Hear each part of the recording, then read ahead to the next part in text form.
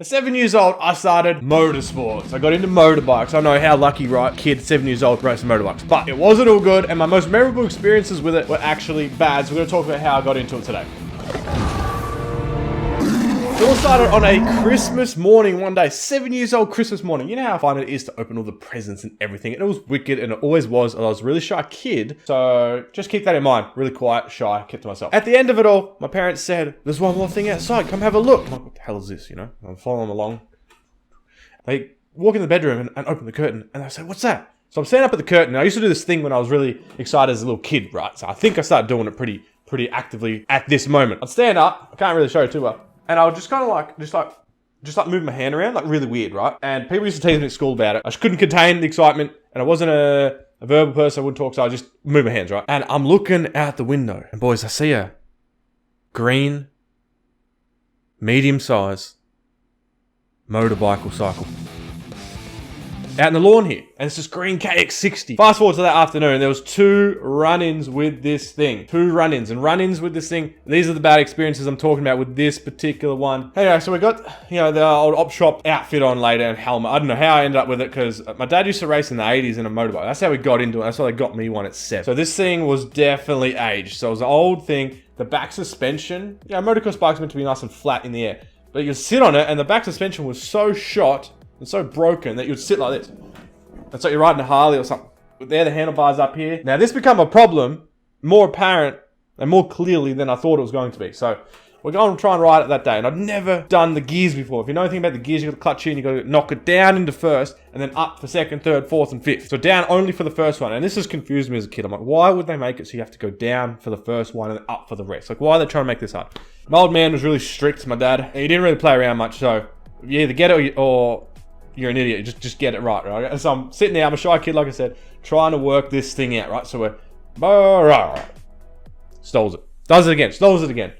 Third time, this time I'm like, right, the pressure's getting to me now. I can't be stuffing this up anymore. I'm gonna get in trouble. Give it a little bit more juice, a little more on the throttle, on the spindle, right? We're giving a bit of gas, because she's 2-stroke. And I let go of the clutch a little bit too quick. Now keep in mind, this suspension sits down, and what do you think happens when you lean over the back wheel and let go of the clutch too quick?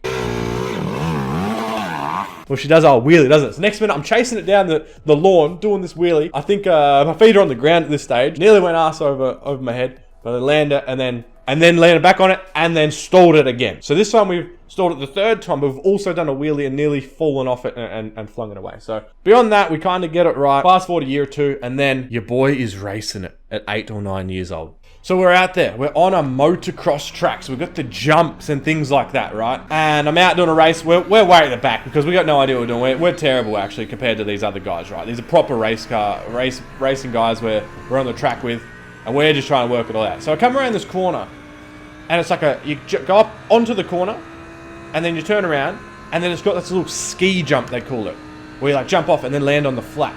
Well, I come around, I gave it a bit too much juice again, and paired with this back wheel, how it likes to lean over the back side of it, and then, you know, bit of juice, bit of lean over the back, as we did in the first scenario. This next minute, I'm only not doing this Superman like I did in the first day in the backyard, but we're in the air, boys, and doing a Superman. I'm in the air, my feet are not on this thing anymore. I'm like, I'm dead. I'm just dead. I'm in the air, and I'm just like, this is how it ends. It was nice knowing you. Remember me not crashing. The bike hits the ground.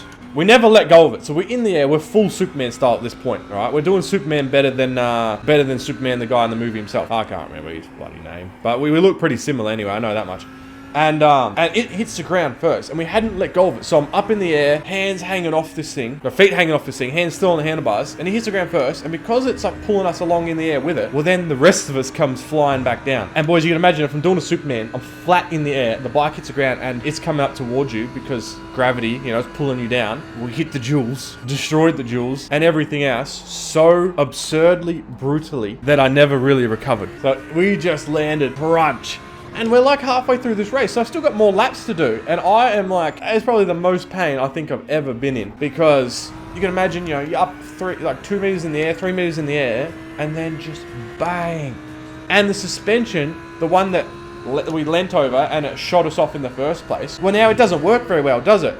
So even when we land on this thing, it's like so slow and doesn't really work that we just bottom out. Oh, and clearly they're the two biggest memories I have with this thing and getting started in motorsports is near-death experiences, to put it frankly.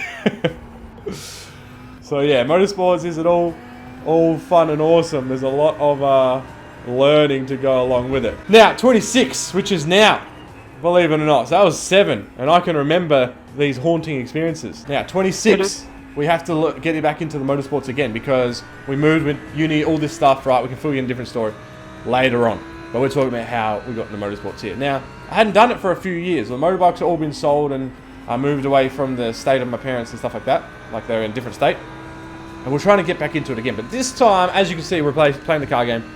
Your boy's a petrol head for cars. So, what options do we have when you're not loaded with cash and you want to race cars? Well, cars have 4 wheels and they may as well be, motorbikes have 2 wheels, so they're double the price already, right? So that's science right there. The car's more expensive. So the option is we can race go-karts. So the most inexpensive way to do it these days is race the dirt go-kart machines. And so we've gone and got one of them. So we go and get this thing, right boys, and this helmet, I don't know if you can see it behind me, it's in the cupboard. You know why a helmet's in the display cupboard and not actually being used outside? Well, we have to go and get all the gear and stuff. So we've got this go-kart, we take it out for a burn, it's super fun, you know the deal, it's wicked fun. If everyone's done hire karts before in their local town. This thing's quick. Hire karts have 6 horsepower. Boys, mine's got 30. She's a gun of a thing, right? It's mental when you put the power down. 2-stroke engine.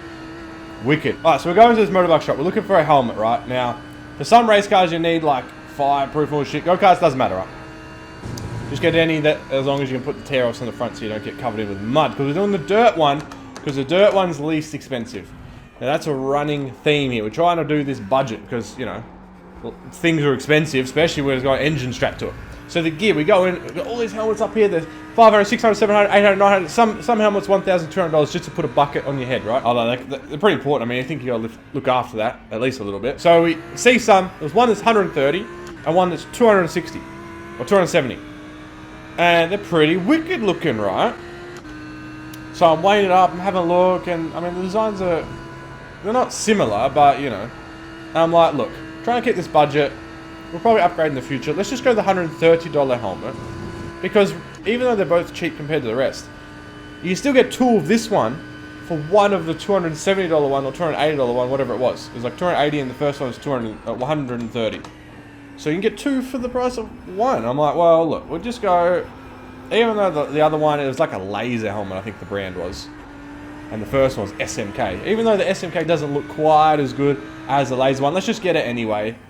Don't want to blow too much money just because I think the other one looks cool or whatever. Anyway, we're ready to go out for official practice day. We got a license, that costs like $300, all this stuff. Got the suit off eBay and it looks wicked, right? I'll give you the full look of the gear. We go in, we're at the track. And for safety reasons, before you go out, you have to get scrutineered, they call it. So you get your KART checked over, and your helmet and gear and everything checked over to make sure that it's, it's not going to be broken. It's going to do what it's meant to do if you do have an accident. That's what it's all about. So we go over, get the sticker for the KART. He's like, yep, you're all good to go, mate. And then he gives a sticker, slaps on the helmet. He's like, oh, hang on, 1 second.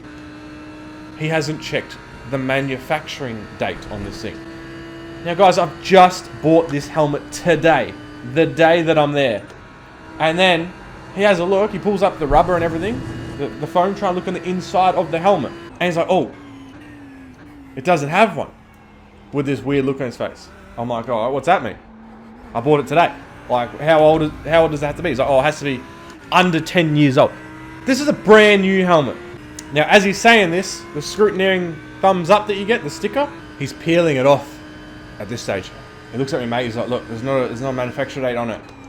So by law, you can't go out in this thing because they don't know officially if it's under 10 years old or not." And it's just like baseline rule to understand why. Like, if a helmet's really, really old, then the foam goes bad and doesn't work. All right, it doesn't work if you hit your head really hard. And even though this thing's brand new, I got it today, I've driven out to the racetrack, I'm ready to go, the kart's all approved, ready to go out and race. won't let me use the helmet. We go back into the motorbike shop and we're like, you know what? Let's just look at the laser helmet, the $280 one. That looked a bit cooler, but I didn't want to get it because I'm like, you know what? Let's just go the cheaper one and we'll save some funds. We look around, it's got the safety standards just like the SMK $130 helmet. It's got it all like that. It still looks wicked. It looks even better, to be honest. And then we look underneath the foam, right on the back, the generic spot where a manufacturer date sticker would be, the thing that they want you to have and you get approved. And there we go, boys. You wouldn't believe it. The sticker's right there. The manufacturer day sticker was on this helmet. It is one that you can use. We've since got it, and it is all scrutineered and good to use for the rest of the year. And every year they just check it, make sure it's all good. So now we have two helmets. One is just in the background here, and it is now a $130 display piece in the office because that's all it's good for. I can't race with it. So there are my experiences with motorsport. It is a very pain in the ass sport to get into. It's not like a football or soccer player, right? You put some football boots on, you get a piece of rubber ball, and you go out with the boys and you kick it around, and that's your sport. You've got engines to make sure they run, you got gear, you got safety, you got these stickers that we can't get, and that is some of my most memorable things with this sport. So it's not all that good. Anyway, click on the screen here for another 2 videos to check out, and I will see you guys next time.